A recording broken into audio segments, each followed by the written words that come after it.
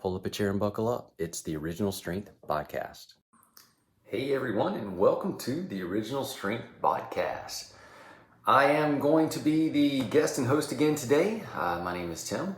Thanks so much for joining me. About 3 or 4 weeks ago, I did a podcast and I talked about how my mom had a stroke. Just to give you an update, first of all, thank you so much for all of you that have written in and called and sent texts. It's very thoughtful and sweet. I really appreciate it. Mom is doing much better. Physically, she can move like a rock star. She just now has what's called aphasia, which I call it word salad. There's this really good episode of Boston Legal where the main actor, the lawyer, he had word salad and everything was just coming out backwards and things. And so what was in his head was not actually what was coming out. And that's pretty much what aphasia is. Mom can move fine. She can understand fine. Like her intellect is all intact. It's just that when she talks, it's not necessarily what she's actually trying to say. But that can also heal. So very encouraged. And a really good thing came out of this is that Mom now has a personal trainer, and Dad does. They both have started training with a personal trainer. His name's Tim. He's pretty good. His jokes are kind of lame though. So that's new, and it's kind of neat. So really looking forward to pretty much a full recovery there. Also, since we last met, I got to go down to Pope Air Force Base in North Carolina and teach pressing reset. So that was nice and fun. All right, so this week I had just released my Hindu push-up and or Dan push-up. The differences between a Hindu push-up and the dive bomber push-up.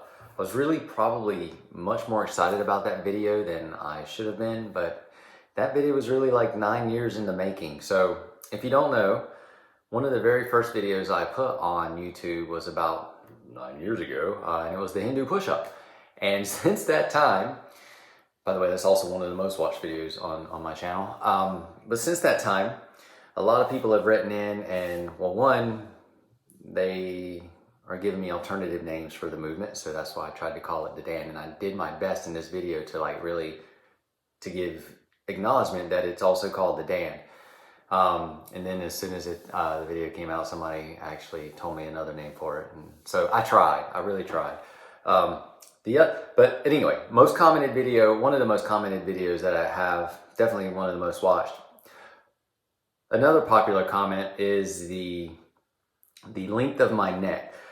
Can't really do anything about that. I'll be honest with you, I didn't even know my neck was actually that long until people started commenting on that video. And I've watched that video, a few times, and it looks like a normal size neck to me. I mean, I don't know. Anyway, the other comment that I always get, and this one's funny to me, is that I only did half of the movement.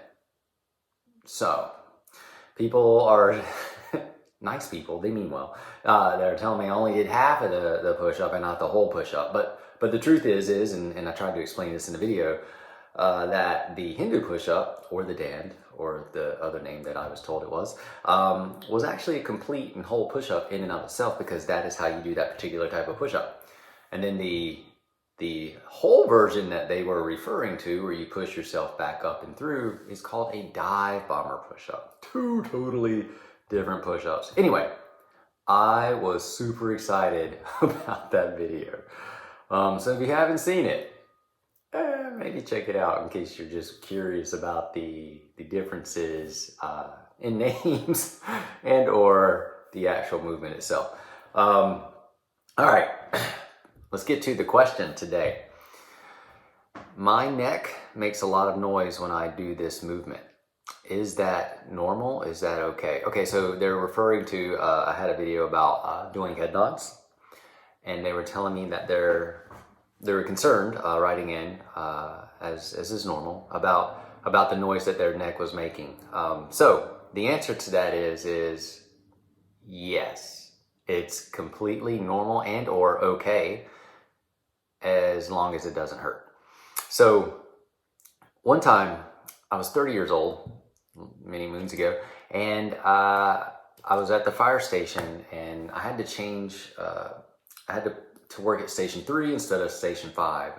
When you come into the fire department, you never actually know where you're going to be. You have a home station, but if there's a man shortage, they ship you out. So I got shipped out to station 3, and naturally, since I'm at station 3, I had to sleep in a bed that was not my own bed that I had at station 5. Well, so I went to sleep that day that night at station 3, and the next morning when I got up, it was weird. It was like a switch. My neck sounded like there was sand in it. Like, I would be like, what is that noise? And I was looking everywhere. I was like, what? And every time I turned my head, I was like, oh, that noise it's in my head. It was like, like sound like Rice Krispies or just sand, called crepitus. There was nothing wrong with my neck. It was just all of a sudden noisy, and it stayed noisy. Stayed noisy for many, many years. Right now, if I really concentrate, I can almost hear the noise. But it did change, got better. When I say better, maybe I just didn't notice it as much anymore. After you hear something for 10 years, maybe you tune it out. The point to that is though, my neck is fine. And it was fine then. That was like 17 years ago. I have a buddy, we'll call him Dr. Kurt, who just wrote a fantastic article about the noises that your joints make.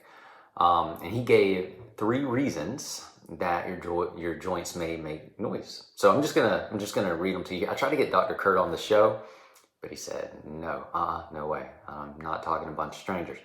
So, all right, so here are the 3 reasons that your joints could make noises. The first reason is he said that joint surfaces wear down, which is normal. But motion is lotion. So to keep those joint surfaces from wearing down and to becoming painful, move your joints. Which you've all heard this before, motion is lotion. And honestly, motion just heals. It really helps heal the body.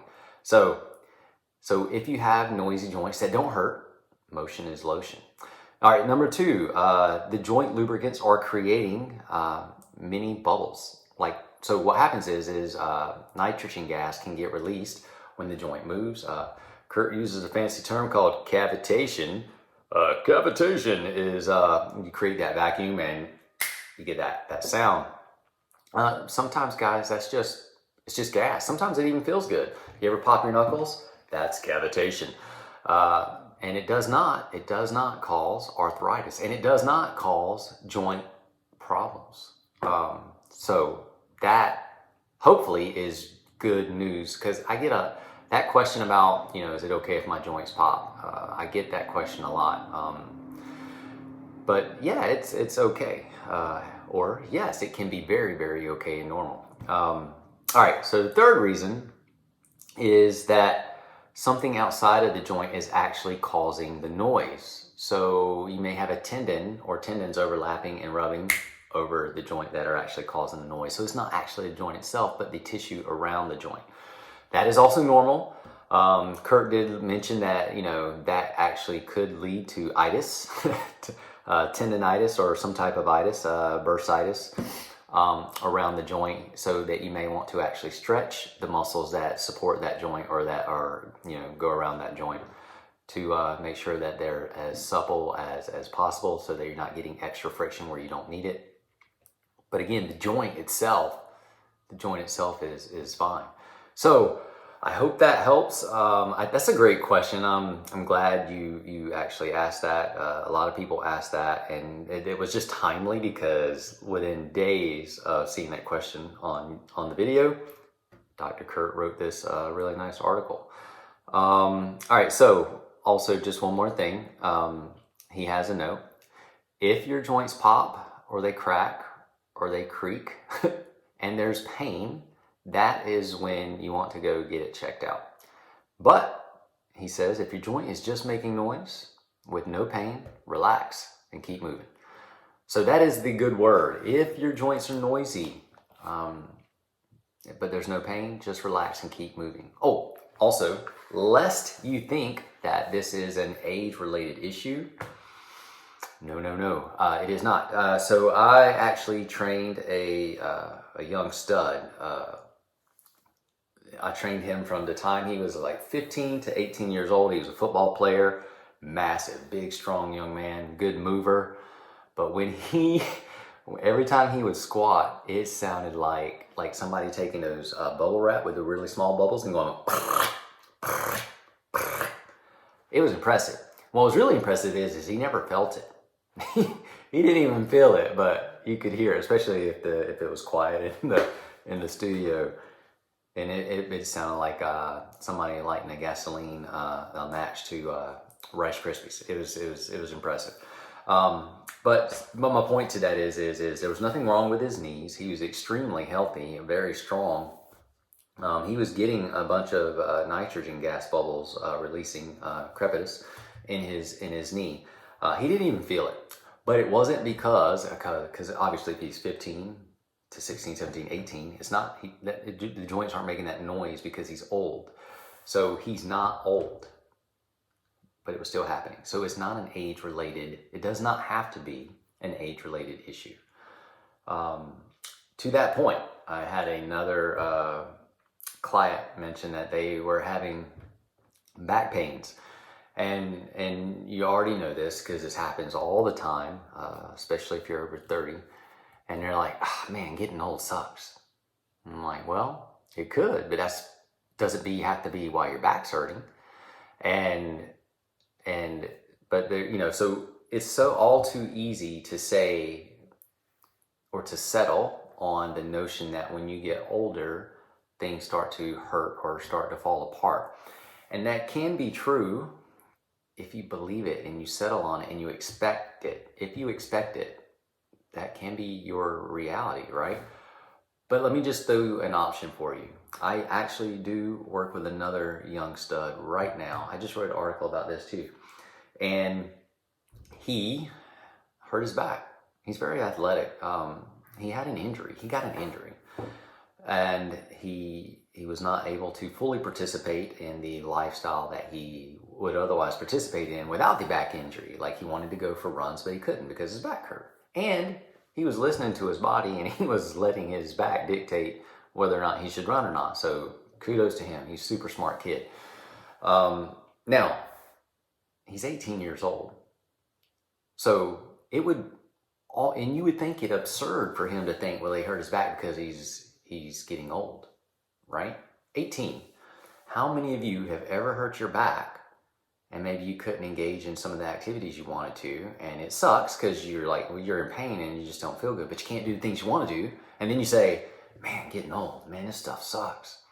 Yeah, it does, especially if you believe you're getting old. That's what sucks. But my young friend, my 18-year-old friend, not 1 millisecond did he ever think, man, this getting old sucks. And I'm guaranteeing you, his back legitimately hurt him, just as much as probably any 30 or 40-year-old's back pain or 50-year-old's back pain that happens. But he's not thinking it's because he's old. He's thinking it's because he hurt himself or whatever reason. But he's not thinking it's because he's getting older. So I'm just throwing that out there for you. Stuff happens. Injuries happen. If you're living life, injuries, that's great. You're getting out there, you're doing stuff, you're trying new things. You're living. Well, hopefully you're trying new things. Now, if you just get hurt because you spend a lifetime in a chair and then you get up and twist to pick up a pencil, that's not because you're old. That's because of disuse. So don't put the blame on your age. If anything, put the blame on life, accidents, disuse, something. Find another reason. But it's not because you're old. Certainly doesn't have to be, unless you want it to be, unless you expect it to be. Anyway, I'll get off of that soapbox now. All right, guys, that's going to do it for this week's podcast. Got some great guests coming up for you in the future.